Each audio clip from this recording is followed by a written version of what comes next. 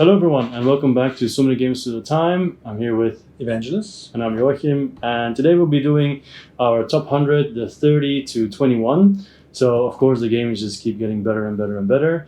And I can already tell you there is a big surprise in the final 10 to 1. I haven't even told you yet, so that's how big a surprise it is, but you just have to check that out later. And don't skip the beginning of that video. Maybe you skipped this one already. Anyway, doesn't matter. So that's enough mumbo jumbo. I guess we'll just get to business and start. Oh, by the way, I think we're at like 7 or 8. We said 15, right? Yeah. That's the key. Yeah, so that's 7 or 8 or something. I'll check later on. I think you started last time, so I'll start now. Okay.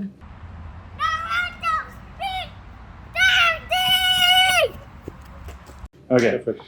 So my number 30 was 29 last year. And I don't know if you talked about it already. I've already forgotten, to be honest. It's Tainted Grail. Have you talked about it's a bit weird in a way that it's so high for me because I only played it for a little while.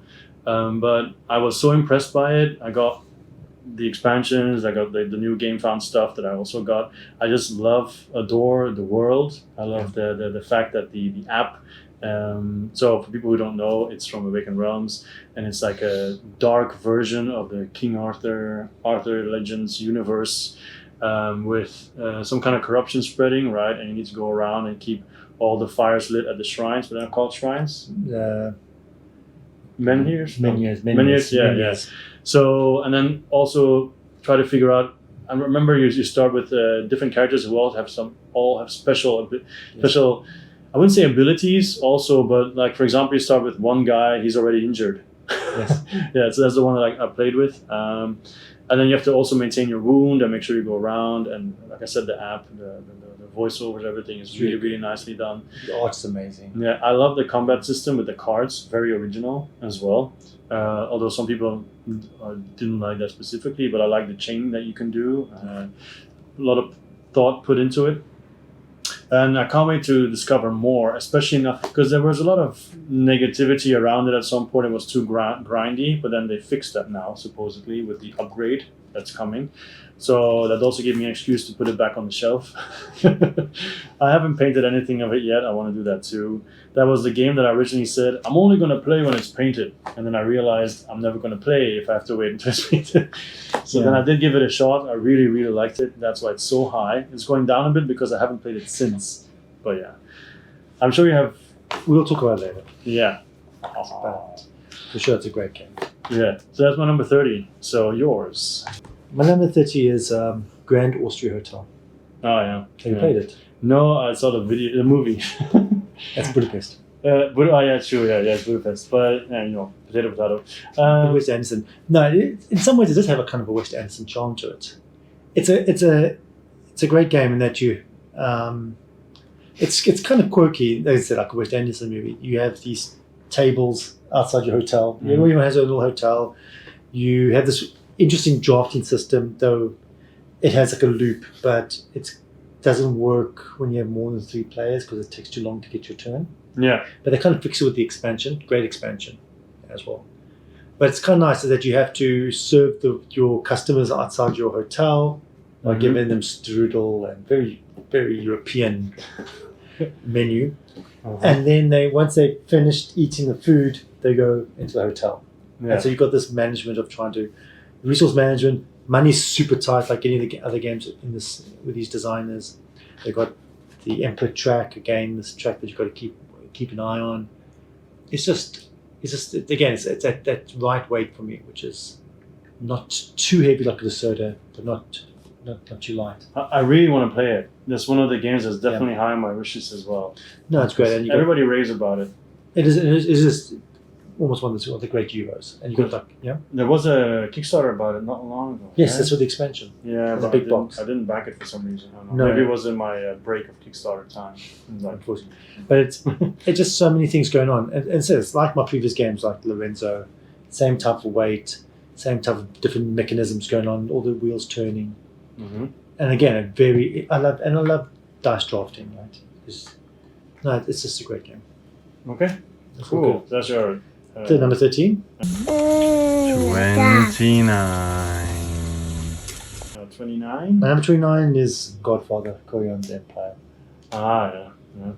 Very, very good game. I remember playing that, yeah. Yes. Yeah. Did you have good memories? Oh. It's a really cool game. It's a really good game. It's, again, a good Euro, area control. Very simple, actually. It's straightforward. Yeah. Very straightforward. It's got little tins of you can keep your money, so there's secret information, hidden information. And it's got interaction. It's one of those few Euro games that has interaction that makes sense, that yes, someone's hurting you, but it's part of the theme. You got to laugh it off. And it's awesome production. Yeah, for sure. Yeah, it's just a Euro version of Blood Rage in some ways. Yeah, but I would say Blood Rage is more complicated. It has a higher learning curve. Like, I feel if you play Blood Rage a lot, then you have a distinct advantage. With the Godfather, not as much. It's a straightforward Euro, in some way, worker placement Euro, with an area control element to it. So a good Euro, at its basis, all worker placement is kind of easy to get to grok. I think you put your worker here, you get this. Yes. So you get this resources, and then what you do with it. So it is straightforward. Yes. I think I'll move on from the Godfather to Blood Rage as like a step. They're different. One's for the Euro, the other one's more. But it's also control, right? Area control. Area control. Yeah. As I say, it's a combination of area control and worker placement, and a little bit of hand management, and a little bit of player powers when you hire people. But definitely very cool. Car bomb. Boom, car bomb. The only problem with the game is that the cards don't have any art on it, which is that feels a bit cheap, but that always bothers me. Maybe in the future they already has minis. For that time, it's kind of exceptional, I feel. Well, it was cool mini. It was a Simon game. So. Yeah, but if Simon would do it now, huge miniatures. But yeah, it's a really fun game. So yeah, that's what's up. 29. All right, my 29 is Stars of Akarios. So this one I made a bunch of videos of because I really wanted to show every aspect of the game. So basically, it's a space opera. Imagine Gloomhaven in space, because it even copies some stuff completely, like the card deck that when you battle you flip over to see how well you're doing, stuff like that. The upgrades that you have and so on. But I like the space battle. So first of all, when you start, you have a certain ship, but you can, from the beginning, you have a choice of different ships that you can have, which are then limited to certain weapon upgrades later on. So you have replayability factor is pretty high. Like the whole game on your ship or your person? Well, both. So you have different characters. So you choose one character, and then you have different ships. You choose one ship, and some ships are better than other ships. Of course, some ships lean more towards solo, while others are like more support, and then you can do it with multiple people. And yeah, it feels a little bit like Battlestar Galactica as well, because I don't think it's much of a spoiler, but your homeworld gets attacked, and you're like, oh crap, what are we gonna do? Which is like Battlestar Galactica in the beginning. So it does take from different things that you know from the genre in general. But it's not only the space fight, because after a couple of missions, you then suddenly have to go down to the planet and have like Citadel, that game, right? Citadel, no. Seven Continent, yes. Seven Continent style game, where you then have the numbers, you flip over the things you discover, and then if you get stuff, you have to get back to the ship, because you have there's like a timer that you have to make sure you get everything and then get out. So it also has a storybook and so on. Although it was not free of warts to say, because there's like some video online somewhere about a guy, I think, is it the No Pun Intended guy or somebody else? I don't want to, I name dropped just now, but I'm not sure if it was him, who really went through the book, and there was like one mission where it just repeated the same line over and over, so I guess they didn't edit it. But it was a Kickstarter, of course, and they're doing another one, and I think they're going to put like corrections in and whatever, with an expansion, if I'm not mistaken. But yeah, it just has so much to offer. The miniatures are pretty nice. I like the whole space battle, flying around and trying to make sure that you survive the battle. So what makes it better than Gloomhaven? I think for me the theme is more exciting in space than the typical fantasy theme, because Gloomhaven, as good as it is and was, the story wasn't like, oh my god, you Yeah. know. I mean, maybe not the same there either, but I don't know, it's space, man. And the battle system, is it more interesting? Or as I interesting? think not. You can just keep flying. The only thing that you can have is like stress that might get too much, but that's when you push your ship. But actually, you can just keep flying and try to kite from a distance if you want to.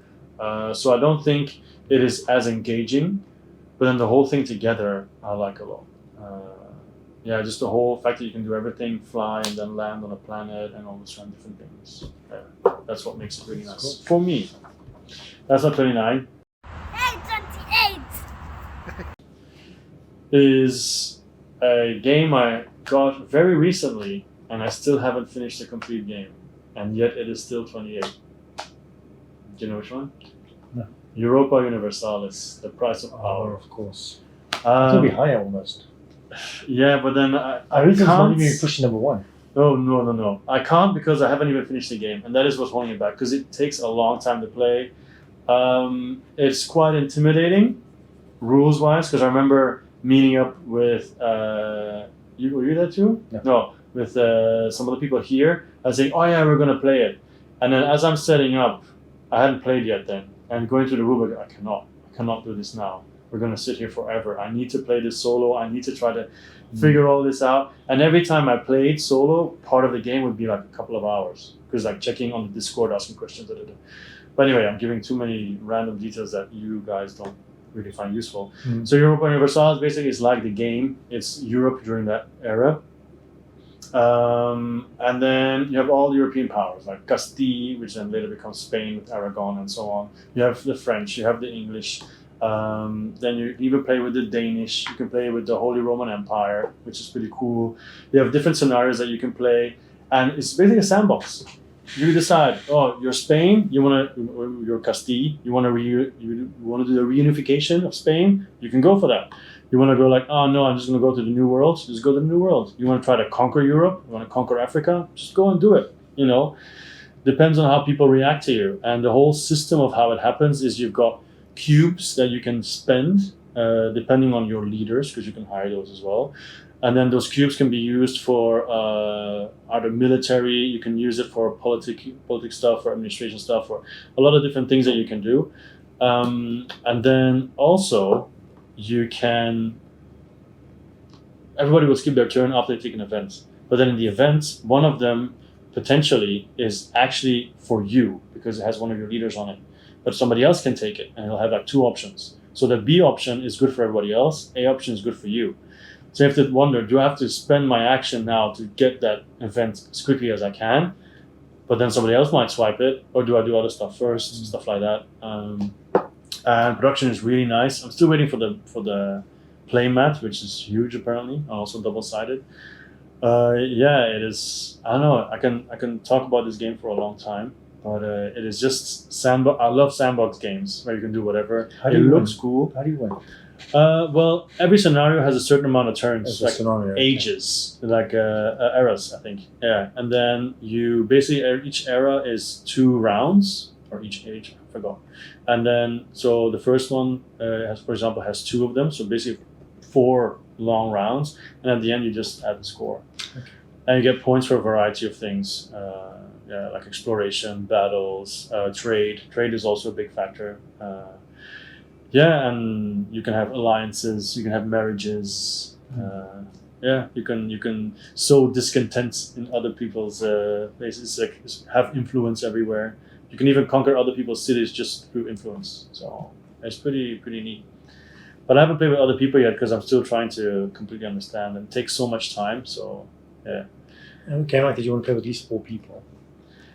As well, but then we're talking about Context. Twilight Imperium 4th edition type of time. Yeah. And I know several people are interested, but we need to find the time to actually put a date, and I need to be confident enough. And boom, yeah. Anyway, sorry, I've been going on for a long time about that, but yeah. Eventually it'll be higher, I think, but not yet. Okay. It was My 28. Yeah. I know we played it together. Underwater Cities. Ah yes, yeah. And is it on yours? Maybe. Okay. Who knows? Suchi, great designer, and such again clever mechanic of worker placement, but playing the cards and trying to get the most optimal move that match the color with the spot and the track, fighting up the track, and at the same time managing your own little city and the resource management. It just has so many good things going. The card play and the balance of the card play, And also visually, the fact that you see it all build up. yes, Especially you if see your you little city build up, pimp your ride and upgrade your board game, and it looks even nicer. exactly. I got the metal coins Yeah. from From the BGG store. store. Yeah, those are really cute. Cool. And the expansion's cool too. Yes. Surprisingly, actually. Yeah, it's really good. Yeah. So it's just, and I said it just has everything we want in a good Euro, right? The worker placement, with the card play, And the annoyance of somebody taking the that spot where you need to go, and it's like, and trying to. and the tensing. Should I go for the spot I want, or should I use a card that matches the color to get the extra resource? And then also the from I'm broke, production phase, You I'm rich again, and then One round later, I'm broke again. and the tension, like the spots, they aren't that good, but the cards are better. Or the good spots, the cards aren't that powerful, so you got to decide how you want to play it. It's just, and I'm sure we'll speak about it later, but it's such a good. It's just so well designed. Yeah, because it's been on my radar again lately. Like this. I want to play it again. Yeah. We want to play it. But again, Suchi now, all your games are good. We don't need a new game. Yeah, I don't know. Like I know a lot of games, but I often forget who does them. In this list, I always wrote the name, but there's one more. There's one more. All these games coming later in my list, but Woodcraft is this game. But I just haven't played it. Yeah, Last Will. I haven't played it either. Shipyards. I haven't played it either.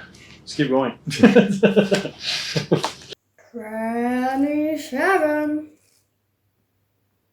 Number 27 is this. I'm gonna say it's low. Only at 27 because I barely scratched the surface. Like I've played more than you because you haven't got it yet. You know what it is? Yes. Eyes Vanguard. I thought it might be number one. No, it's not because I haven't played it properly. I think I haven't played it enough. Didn't you say you played like 4 weeks in a row or something? No, I played the holiday for 2 weeks. 2 weeks. Okay. 2 weeks in a row, and then I stopped. Yeah, because new shiny things arrive in the mail. Exactly, and it's the time, right? But I think part of me thinks I'm putting this low because I feel like I haven't seen all of it yet. So it's going to be low forever. I think so. I think it's going to be. A part of me says that because I only got the first wave. Can you imagine when the second wave comes? How much more will be? No, I think it is the. I can't, Evangelos. I can't because I don't have it yet. Anyway, continue. I'll say no. I sort of. We've spoken about it before. It's just everything like you spoke about with the Curious. Yeah. The exploration, the ship management, the storytelling, the crew management, the bling. It's such a beautiful game. Yeah. But the art is beautiful. The sandboxy feel. It's just a working well, just everything they do. So. It's a game where you can lose yourself in it. Yes, and I have, and I said it's the kind of thing you're gonna wait till you retire. Just you wish you could just retire, play for a couple of months. I saw the picture where you're completely dressed up as a space marine while you were playing. It's like I thought it was pretty cool. Should Photoshop your face on it. I should, yeah. And the thing is, also I want to paint it as well, even though the miniatures aren't that important. But the problem is, I also got it with the wash. And I don't know if I should just destroy the wash. So I paid extra for the wash. I know what you mean with the wash, but for some reason I imagined the laundry. But the wash. Yeah. Probably they call it. But I just wish I could just. I want to paint but it. You can still just paint it. No? I'm gonna have to. Then part of me says, but you paid money for that wash. Oh, that's true. Yeah. But no, it's just. Oh well, that's money that's gone anyway. That's what I always say. It's not a good advice for life, though. No, it's just, as I said, it's everything. It's just that sandbox. Lose yourself. It's why we play board games, to be able to enter this world. And also the fact that you can lose your crew members and you feel it, right? Like yes. With XCOM. I mean, this is all from hearsay. But. No, and also like when you land on a planet, bad things happen to your ship. So, I have to get around. Yeah, this is really bad at landing, I guess. Just stop the George. best thing is, it's ultimately like, just like so many other Awakening World games. Just a lot of dice as well. There's a lot of luck involved, Mhm. but you forgive it because it Because gives the dice are it so tension. pretty. It gives it tension, Yeah. and it's just this world they create. Yeah. They're just getting better and better at this. So yeah, Ice Vanguard. Okay, that was a shock for me. That was so low. Yeah. So my 27 is we're gonna go from an epic game back to a childhood game actually. The Real American Heroes. G.I. Joe, G.I. Joe is there. Yeah. the card game. Yeah, the deck building game, yeah. Yep. Now I have to say it's Renegade Studios, right? Yes. By T.C. Petty III. And I saw they had a card game about Transformers. They had a card game about the Power Rangers, and I didn't hear any good things about that. And then I saw G.I. Joe, and I was like, meh, okay, I'll check out BGGs. And people were like, this is actually really good. I was like, oh. So I bought it, and I played it, and I was pretty much blown away because I always loved G.I. Joe as a So what kid. makes it unique? It makes a small thing. Maybe other games have done it as well, but this is the first time that I've had it. Like imagine Marvel Legendary, right? So you have your heroes. You either use them to attack or to buy stuff. With G.I. Joe, you use them for both. Okay. So you don't have that choice anymore. Like they're going to help you buy cards regardless. And also when you... But you still choose one or the other, or No, you get them both. Sure. Doesn't they get pulled up pretty quickly? No, because of course the prices are also adjusted kind of. But I mean, you can buy more than one card in one round easily. But it feels nicer. It doesn't feel like, oh no, I can't do this round, because you actually need to do both. Because you have it's mission based, right? So you have like a deck of cards, mission, the third phase, second phase, first phase. Those are sets. But then the other mission cards in between, they're just randomly chosen. But then when you flip over a mission card, it will also tell you that there are some complications that might come out, which makes it more difficult, but those are face down. You don't know them until you go on the mission. So that makes sense, right? You can prepare in a certain extent as a military guy for a mission, but you never know what's really going to be there. Okay. And then on the mission card, it also has keywords. For example, typically when I talk about this stuff that I forget about it, but let's say tactics or covert or whatever. And then you want to hopefully have Joes with those keywords. Don't shoot me if those keywords are not in the game, okay? I'm just blanking out right now. So then if they have those keywords, they'll get extra dice to roll to try to get it. That's all. Yeah. So if they don't have it, then it's just one die. And then you need to have transport. So you start with a Jeep. It has a different name, but start with a Jeep. And then you can put 4 Joes in there. So they go to the mission, and those are the only 4 you can have. But then you can buy other transportation. Okay. Is this a competitive game or is it cooperative? You can play cooperative. No, competitive? No, it's just cooperative. You're Okay. against I don't think it's competitive specifically. I've only played solo, honestly. I have no interest in playing co-op in this case. Because then you can share heroes, Joes and everything, but I don't care about that. So you have different kinds of vehicles, because sometimes the vehicle also gives you extra dice. So you have planes, you can have ships, you can have submarines, whatever. And now with the latest expansion, you even have towables, like missile launchers and everything. There's another expansion that gives you a base that you can upgrade, stuff like that. It's just really cool. And then also they can block you by giving you side missions. And you have like the Cobra meter that will go up. But then if you hit certain mission goals, it goes down again. Okay. And then sometimes all the Cobra leaders will come out to make it more difficult. So all the typical people. Also, the missions are actually episodes. Oh, that's cool. So I actually went back to YouTube where they are for free to watch them again and then play that mission again. I mean, in my playthrough, I was even singing American Heroes as a Belgian guy. So I think... You answered my question, so is this being well supported then? Yes, it is, because there's another expansion coming, apparently with even a bigger base expansion and campaign or whatever, so they're really going for it. The only thing that really annoys me is that I can't order from the Renegade website because I live in Hong Kong. We both live in Hong Kong. And then I can't get the bonus box. So all the bonus boxes I've missed out on, like specific characters that I can't get. Yeah. But another thing, the game is hard. It is difficult, and it's a dice game. So you can buy certain gear, because in the river not an actual river, the river of cards, where you get other Joes, but also equipment, but also utility cards. There's vehicles. There's a bunch of stuff always. Yeah, I mean, That's I'm so gushing fun. about it because it's really cool.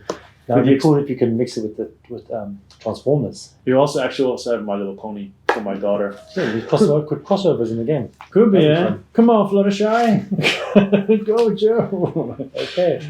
Yeah, so that was my 27. Number 26. My 26 recently had its third iteration on Kickstarter, third part, and then will all be nicely connected in one big box collected, and it's called Set a Watch. Okay. I wrote down Set a Watch, it's all of them, but I wrote down Swords of the Coin because it is Swords of the Coin, right? Yeah, because it adds the merchant, and then you can get coins. So basically, what is it? Just imagine a campfire, and there's 4 adventurers there, and the monsters are coming, the enemies are coming, and they're going to be lining up outside. 3 of them go out to fight, 1 person stays at the campfire. So the other 3 have to find these oncoming hordes of beasts and whatever that comes up, and you have certain dice that you roll, and then you can use the results to activate abilities. The person in the camp will activate special abilities as well that are camp based, that maybe you can discover some more people. Maybe you can change the location where you're at to make it a little bit more easier, more difficult. Maybe you can buy more items and then give it to, because the original Set a Watch doesn't have any items. It's just, the merchant was added. But then you can mix and match with the previous one. So now you've got like 10 different characters or something. There's loads more, I think 12 or 14. And it's just cool. Some of them are, like, of course, long range. Some are melee. Some have magic. For example, the mage can turn someone into sheep or whatever and then put it back, stuff like that. It's pretty cool. I really enjoy it. Also a bunch of videos online. But yeah, it's just a lot of fun. Also, once again, you can play with more people, but I only play solo. And just like this kind of box. It feels like a solo game. Yeah, I think you can play with more because then there's just someone has a character, right? And, I'll do this, you do that, whatever. But perfectly soloable, and a lot of variability in the monsters you fight as well. And then you've got the Outriders expansion, a small one that makes everything way more difficult because they start riding things. So yeah. Okay. These games are getting too good because I'm talking too much about them. Okay, my 26. Yes. My 26 is a game I'm still waiting for the expansion of a Comfort because I really love this game. And I'm surprised the design has done nothing else since. Well, probably working on this game expansions, and it's Clans of Caledonia. I have never played it. You never played it? No, I've heard a lot about it, but I've never played it. It's kind of a riff on Terra Mystica, Mm-hmm. in which you're expanding your network with farms. But it just also has this really interesting marketplace in which you buy the goods. So you're making goods, you're selling your goods. You have your own board in which you expand your farm to you make sheep, and then you can sell wool, or you can put cows and sell milk. But you can also turn the milk into butter. Yeah. There's also whiskey. They can make wheat to make bread or to make whiskey. So you have this really interesting economy building, and also if you buy lots of wheat, the price of wheat will go adjusted according to the marketplace, right? Yeah. So if you're selling wheat, the price will drop.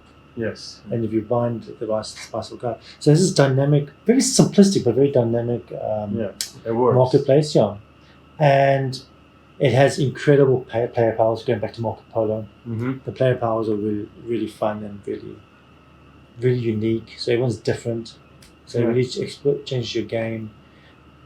It's just a great game. There's so much going on, and for me, it's very much like Terra Mystica. I know when it came out, it was a huge hit and replaced Terra Mystica for a lot of people. Yes, it did for me. And I also saw, actually just today, someone on Instagram saying, I need to get back to the gym. It was like a post, Clans of Caledonia, because it's so good. There's rumors that he's working on an expansion. But this game's been out for almost 6 years, and I think he's produced no other games. No. So, no, it's just one of those games. It's really heavy in many ways. It's really thinky. Yeah. It's just there's so much going on, but it also taps into something I really enjoy, which is contracts. I love contracts in games. Yeah. When you get a contract and you try and make it produce it and Mm-hmm. to fulfill those contracts and get points that way. No, it's all the good one. Everything good about Cool. it. But it does sound interesting. But yeah, like I said, I've never played it. Number 25. It is Anachrony. Yes, I think I talked about it Yes, we before, did. right? So Last it's one of the time. crossovers. Yay. Okay, And, cool. and everything you said there. Heavy Euro with a great theme. Great minis. The innovative time mechanic, Mhm. which is basically just a loan. But it is a loan. It is alone, yeah. And then 100%. everything spoke about before. It's one number 32. 32, so mine was 27, so it's very close. Yeah. I haven't even touched the expansions. I got the Super Deluxe big box. Have you got it? Yeah, Infinity. Infinity box, beautiful box. Haven't touched the expansions. And I think original part of the game as well is when you reach the Cataclysm afterwards, you have to make sure you always get your end game scoring So done clever, and everything. And then And you have like 3 rounds or something. and suddenly you're super limited because Yes. most of your mechs are gone, and then the spaces start getting removed. And the player powers are really clever, really interesting. Change the way you play the game. Yeah, Focus is different. has a lot of original mechanics in there. And They just, do it as well. the good thing with Mind Clash is that they got heavy Euros, but theme comes through. Mm-hmm. And I think it's one of the best Euros for that. So, Yeah. Anachrony. Okay, That's good. so that was number 25. 25. My number 25, I haven't heard you talk about it, but I'm not sure if you have it or not. It used to be 40 for me, now it's 25. So Merchant Cove from 40 to 25, so went up 15 places. Oh, sorry, yeah, Merchant's Cove. Yeah, went from 40 to 25. Oh, didn't you like that much? I do. Is it For- the asymmetry? Yeah, I love all the mini games, like all of them. I don't think. Okay, maybe the blacksmith is a bit cliche, a little bit boring, maybe, but I don't know. I just like the only thing, and I think most people don't like that, is that you just keep on. Eventually, you just make the same stuff. Yeah. I made more reds than you, and they're big, large reds Yeah. or medium reds, and that's kind of like a missed opportunity. I feel it would be cooler if a game would come out and then whatever you create actually is used in some kind of economy, Yes. right? That's kind of a missed opportunity. But I just like the fact that you have all that. The timing mechanic is really cool. Like if I do more powerful actions, that means I go up the track more. But then that means that you might be able to do 2 or 3 actions in a row because my time took so long, and you can do other. So you catch up, and then you can even go around with the rats or whatever and get like Yes. stuff there. And also the variety, because the people arriving in the boats can be manipulated. Then you have the cards with the corruption. That's not called corruption, but whatever. That has different effects as well. Yes. With people coming in, the gray meeples or whatever. Yeah, I don't know, and it looks so pretty. And some of the different boards are just fun. Like Who's your favorite? I love playing the pirate captain. Yes. So Pick and deliver, yeah. yeah, with the boats, yeah, for sure. I haven't played the Dragon Rancher, but that looks fun as well with all the poop. It's just funny. Did you back Kickstart the Yes, expansion? yes, me yes, too. yes. And I have the Thief as well, but I haven't actually played with the Thief. Because it's kind of funny, it was like secret. Yeah. So I found it in the unboxing, and I said to people, "Don't throw it away," because apparently some people had already thrown it away because they just put everything. Yeah, But that's a then good you need choice. the box for later. But yeah, it's just the variety. It looks beautiful. Like even the scientists where you play with the 2 guys, they have to constantly catch up.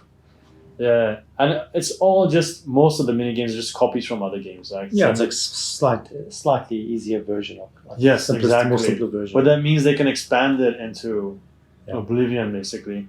But I do really want to have a similar game that actually builds on an economy. Like I want to have a game, basically like a wonder- hegemony I wonder where if you all Mythwind- affect. I wonder if Mythwind would be that game. I'm not sure. Maybe, but it would just be cool that you all have a part to play. Like, okay, you've built that now. I actually need that in my. Maybe it's like sidereal confluence, but I really want to have that feeling, you know. And then maybe not in like an alien setting, but this one more logical. That sounds- You've got a video game called The Guilds. Yes. That's something that I would like because that's like that has that feeling. Yeah, but yeah, that was my number 25.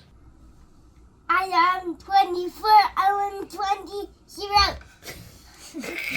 is, I'm pretty sure that's not on your list. It's Millennium Blades. Yeah. You know what it's like? Never played it, but I know the game. Yeah. So basically, it's 3 sets of 20 minutes where you are basically Collecting cards. collecting cards. Yeah. So you're basically at a card shop. I Yes. imagine there's a bunch of packs. The timer starts and you start buying. And then, okay, I want these and these. I don't want these. I'm selling these. But then when you sell them, other people can go through that and find other stuff that they want.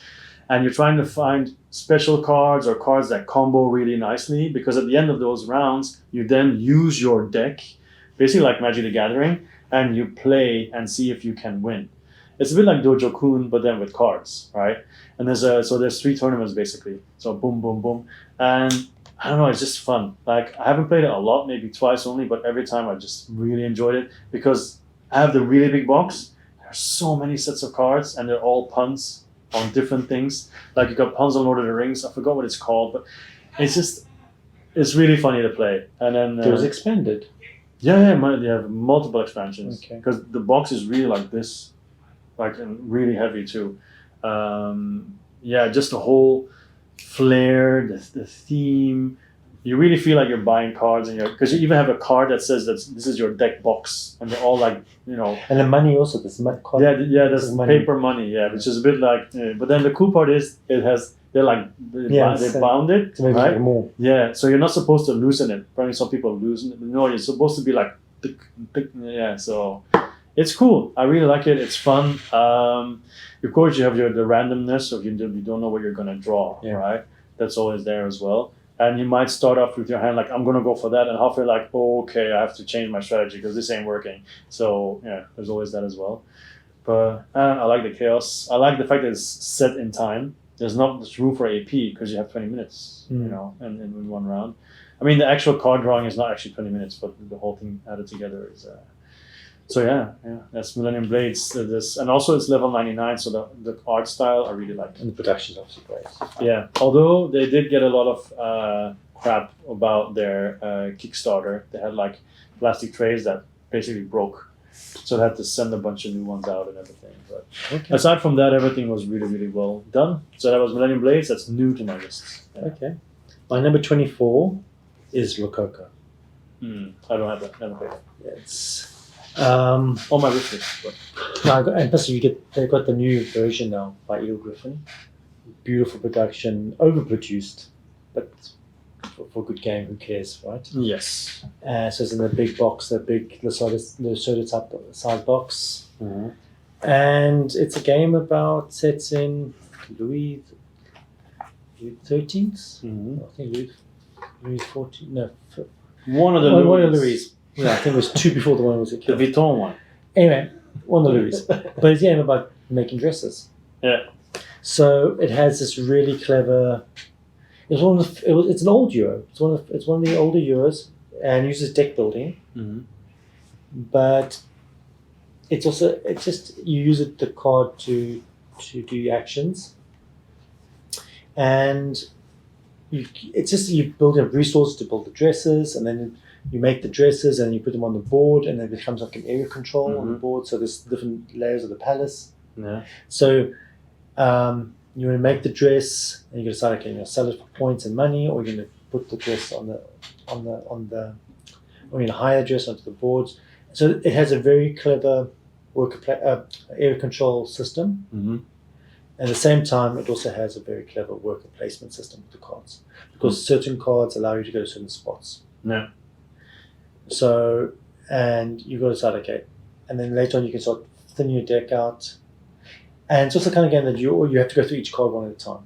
You pull up cards, so there's no shuffling. Oh, okay. So it's a deck builder, but there's no shuffling. So you put when you get the card, you put straight. It's like Taverns of Tiefenthal. Yeah. So is it similar or better than Pret-a-Porter? It's a more Pret-a-Porter is more of a deep economic Euro. Oh, okay. Yeah, I haven't played either. No, it's just a similar, similar theme. Yeah. But this is a more classic Euro worker placement with a bit of deck building and area control. Whereas Pret-a-Porter is very much an economic simulator. Okay, cool. Just wondering. But no, it's a great game. And very good expansion too, where you're making jewels. I would highly recommend it. Hence why it's not 24. Stay away from it. Don't do it.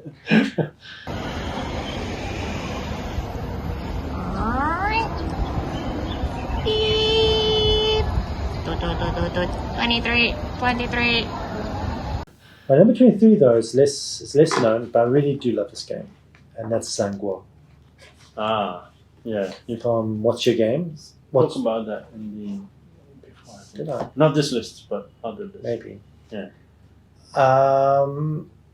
A company that I don't know if will still exist soon because they're having problems with their Kickstarter, like 3 years late.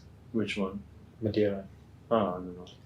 But Zangwo, the themes, you say ancient China, and you're building the Great Wall. You're setting up you're working on the culture of the country.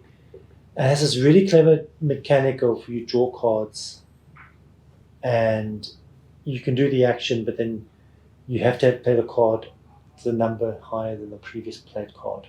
Mm. And so you have certain actions over here. To play a card, in order to do the action here, you have to play a card that's higher than the previous one. But to do on this side, you have to play a card that's lower than the previous one. It's a little bit like Gugon. But then that was first, I guess. True, but if you go on, you pick up the card. It's kind of like that, yes. Yeah. But and then also you have this very interesting board in front of you where you're moving pieces of your workers around the bottom with your actions. It's very tight. It's very, very strategic. I really like it. It's one of those games that it may seem dry to some people, but I really do love it. Yeah. And for me, it comes down to the card play. Yeah. So yes, Zangwa. So that was your 23, right? Yes. I don't know if it's been on your list yet, but I'm pretty sure if it hasn't been, it will be. Yidu? Maybe. I'd be very surprised if it's not on your list. But anyway, Yidu, so another worker placement. If you have the master edition or whatever, Yes. very, very pretty, really big. So basically Japanese worker placement, you have everything in there. You've got geishas, you've got ninjas, you've got... The cool part about the game, what I like most, is that you decide what kind of game you're going to play and set up. Because you got so That's many the new one. That's the new one. Yeah, so you have so many different decks. You can say, okay, we want more interaction, we'll put these decks in the game. Okay, we want more economical, we'll put these decks in the game. So there's like a lot of variety that you can do. And also the fact you have the bidding phase that I like as well. Normally I don't like bidding phases, but here I do for the actions and certain things. Like if you want to get geishas, you have to make sure you get highest bid on this and this and that. And you have the mission cards, so you have to collect certain things and then complete your mission. So it's a bit like Lords of Waterdeep, where you can go for a really difficult one or an easier one, and then you have I think the colors: green, yellow, and red, or orange and red, whatever. Black, yeah, those are the most difficult ones. Yeah, and then the different locations also in the city, and you have the church that you can burn down. And then there's the guards going around, so you don't want to get caught either. And then people can suddenly make the guards go the other way, and you're like, no! So, yeah, all of it together, and with the expansion, but with the special edition, you have all the mats, and it looks so incredibly pretty. Yeah. It is just wow. We'll talk about it later. We'll talk about it later, yes.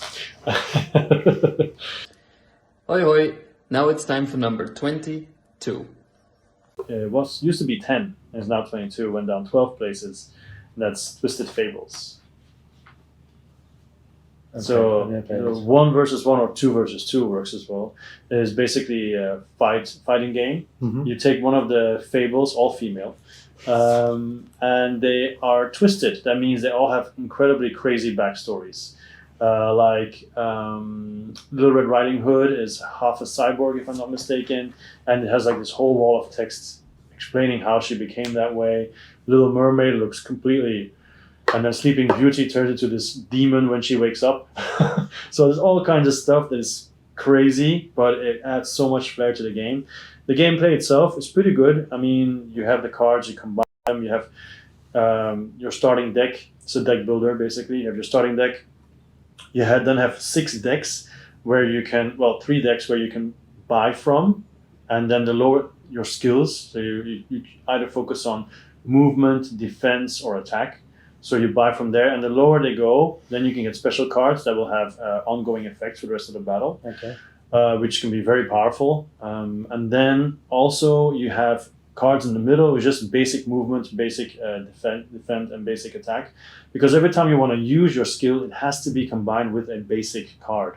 Like if you use a defense skill, it has to be a basic, otherwise it doesn't work. But you can use your normal cards by themselves. But you cannot use the skill cards by themselves, unless, of course, every character has different abilities. So, for example, Alice in Wonderland, she's really good at cards. Basically, she can have like I played once with someone else, and she had a whole deck of cards, like so crazy. Because every time she moves through someone, she can draw. It was like boom, boom, boom, boom, boom. In the end, she lost though, but still.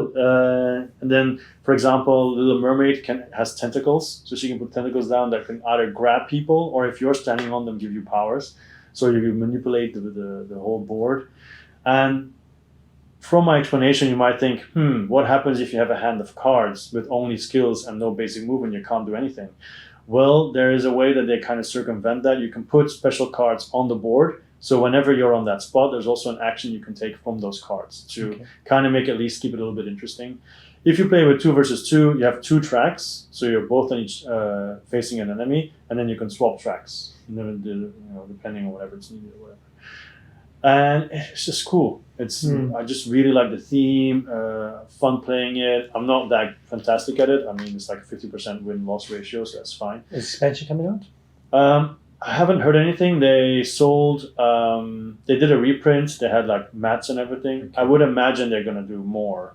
Maybe more fables, maybe male this time. I'm not sure. Doesn't have to be. I like it the way it is. Doesn't really need to be changed. But The art's cool. yeah, definitely. And every time we played it and we made a video, we actually read out the backstory, which we normally never do because it's so cool. It adds so much to it. So yeah, that is my number 22, Twisted Fables. Okay, my number 22. It's my highest hidden movement game. And it comes down to the theme. And that's Fury of Dracula. Yes, I was thinking Dracula. Fury of Dracula. It's just sometimes why do we do this hobby? We do this hobby for the storytelling, for just having fun around the table. And Fury of Dracula just does that.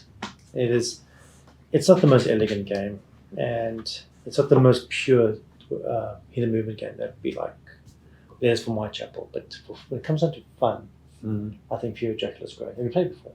No. I never played many hidden movement games, just Nuz on the Run, and that's basically it. Now I played Beast a while ago, but that's not on my list yet. No, it's just and as a literature teacher, it just has the perfect theme. It works. Like we have this. First thing is the board is a beautiful 18th century, like a Victorian era map of Europe. We have Dracula and it's thematic. All these cards. It has all the powers from the book.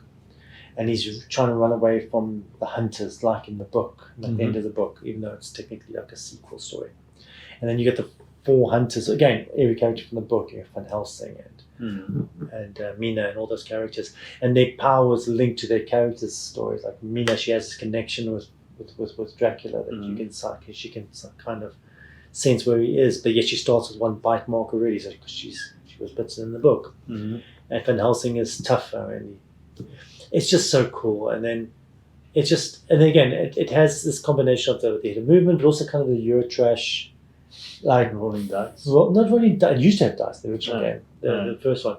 But just the battles. It has a battle system. So when you're fighting each other, you're playing cards to fight each other. They streamlined that in the new edition with the like a rock paper scissors type mechanic. But you still get the card. You pull up cards, And the clever mechanic is like, the cards are very powerful. You need the cards, right? Yeah. So the hunter's always getting cards. But at daytime, you pick up a card, you get it. But if you pick at nighttime, you got to pick from the bottom of the deck. Why is that important?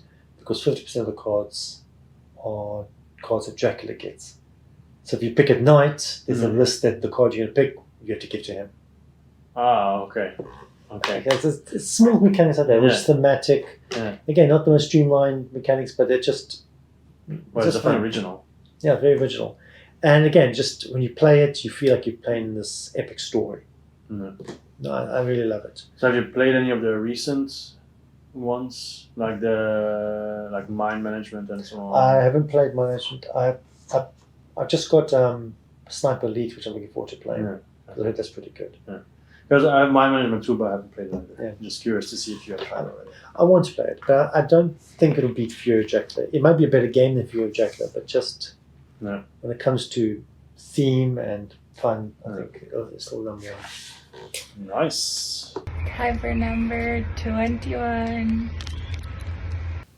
It's probably the opposite end of this track because this is a pure Euro. Love of Dracula. No, this is a pure Euro dry. Theme is there, I guess. Newton. No, this is also by Mr. Suchi, which is Praga Kaput Rekni. It's still on my shelf of shame. You got it. Yeah, it's on my shelf of shame. I even You think I should have an play it. insert. Still haven't played I'm it. not into it, but it's so clever. There's a lot going on, but that dial, that wheel, Mm. and the 2 wheels. You also got your own. If I remember correctly, you've got your own wheel too, which you work out your resources.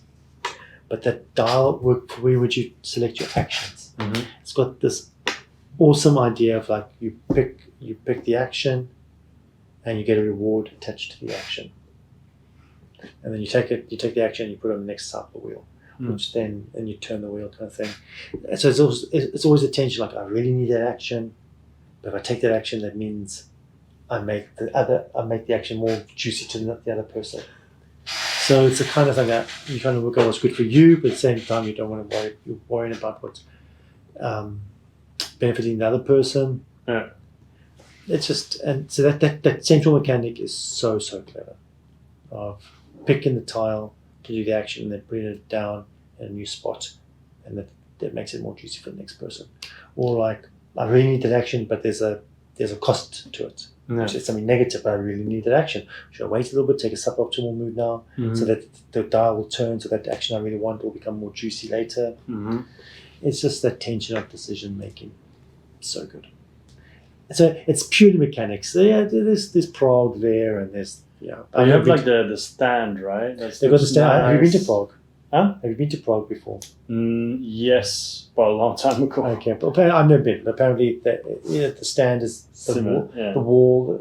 There's like Oh, the okay. wall of I can't remember what it's called. So. But I mean, it doesn't look bad. No, it's a beautiful game. Yeah. But again, I'm not saying painted on. I hate that term. But the theme is attached. You can see that the mechanics, the mechanisms came first. Yes.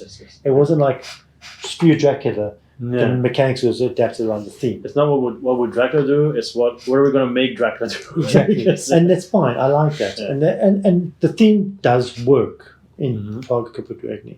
Like they got the bridge, which apparently is a real bridge in Czech in Prague. They got these. I can't name it. There's a church and like a tower, a castle. Yeah. The real thing. One of the resources is eggs. Yeah. Because Yeah. apparently they was pushed into the cement that made into the cement that made the bridge, and that's why they say it's lasted so long. Oh, It's because eggs was apparently the secret sauce, secret recipe. okay. I don't know how true that is, and they've got the village, you build your own city. So the theme could be anything. They could have adapted things because it's all about mechanics, and the mechanics are brilliant. So it's actually nice that I had these two games back to back to show those are the two games I love. I love games with great mechanics, and also like the great theme. Yeah. So yeah, Well, it's a great game. I should really play it because it's on my shelf and it's been there and it's looking at me. But But if you like Underwater Cities, you should love this game. That game too. well, I don't know if I like Underwater Cities. I have to find out later. I guess so. That's My number 21. okay. So my final game of this video, Mhm. I think you've mentioned it already. I'm not sure. Is Wonderland's War. Yeah, I did. Yeah. So Wonderland's War is my number 21. It's a new entry, obviously. Mhm. So it's another crossover. Anyway, I was in a way surprised. We mentioned it before in Yeah, I another think we're both video. surprised, yeah. I was very surprised it's this high because I thought, you know what, it's a cool theme. Alice in Wonderland. Battling is a bit weird. The picture I saw initially was like, I guess it'll be fine. We'll see, you know. Mm. And then when we played it, it was so good. It was really so good. Like I said, we talked about it before, but that's a couple of videos ago. So if you've forgotten, so yeah, just the fact that you have all the player powers, all the Wonderlandian creatures you can hire. It changes every game to see who comes out. The chips that you use in the battle, drawing from the bag, It's so beautiful. pushing your luck, and then it's just very pretty, like you said as well. Yeah. The push your luck, and then also the fact that the chips mean something else every game if you change the cards around. The going around the table, but then Alice goes the other way around, for example, Okay, well, and just pushing your luck in that phase as well by rolling the shard die. Yeah. But then if you're the Cheshire Cat, then you might want to do it and then give the shards to somebody else. It is really, really nice. And the expansion that's coming, I'm sure it's good, but I don't even think it needs it. no, it's a mini. It's only a mini expansion. Yeah. He did mention he's coming up with a major expansion. Yeah, I think just more creatures, More characters, and more characters. just more of the same is good Yeah. enough. No need to really mess with the formula. I feel Yeah. that can be for Wonderlands War 2. More heroes, right? Yeah. So he mentioned that they're thinking about like you can be the caterpillar now. Yeah. Like just take those characters, say make Yeah. the card, make them into a character that you could. Yeah, for example. Okay, Yeah. that's all you need to And do. also more Wonderlandian creatures you can. I mean, if Yeah. it's at all possible. Just No, good choice. really, really good. And it's a bit long to play, but it's worth it. You don't notice how long you've been playing. And that's always a sign of a good game. So yeah, like I said, I'm not going to talk And- too much more about it. And as I said, when you paint it, it's really nice too. Yeah, true. Anyway, so that's it. We did 30 to 21, and next up will be 20 to 11, and there's only one video left. Let's do that. Yeah. All right. See you next time. Bye. Bye-bye.